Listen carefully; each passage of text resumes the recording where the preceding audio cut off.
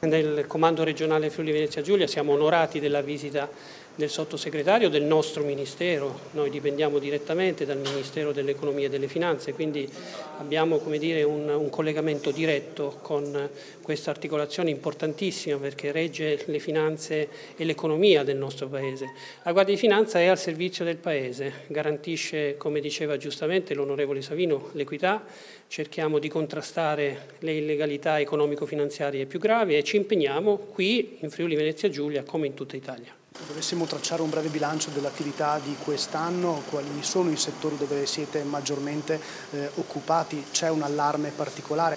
Io partirei col constatare che il Friuli Venezia Giulia è sicuramente un territorio favorevole, nel senso che l'illegalità, anche quella economico-finanziaria, attecchisce di meno perché il tessuto è molto sano. Questo non significa che non si debba vigilare, così come noi facciamo. Noi interveniamo su tutto l'asse economico-finanziario, ci siamo impegnati molto sul lavoro nero, sul contrasto al caporalato, abbiamo anche intercettato dei fenomeni di evasione fiscale internazionale, quindi di delocalizzazione strumentale all'estero della residenza fiscale per sottrarsi al pagamento delle imposte.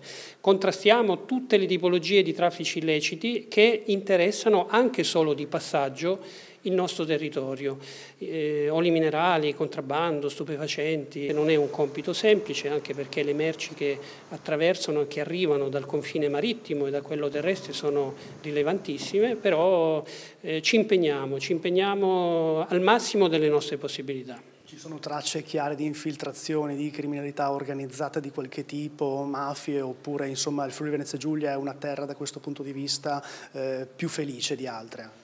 I segnali di infiltrazione, di radicamento di organizzazioni criminali non ce ne sono, ma questo non significa che non si debba tenere sempre la guardia alta, perché l'economia, la ricchezza attira anche i capitali illeciti e su questo, ripeto, noi siamo sempre molto attenti.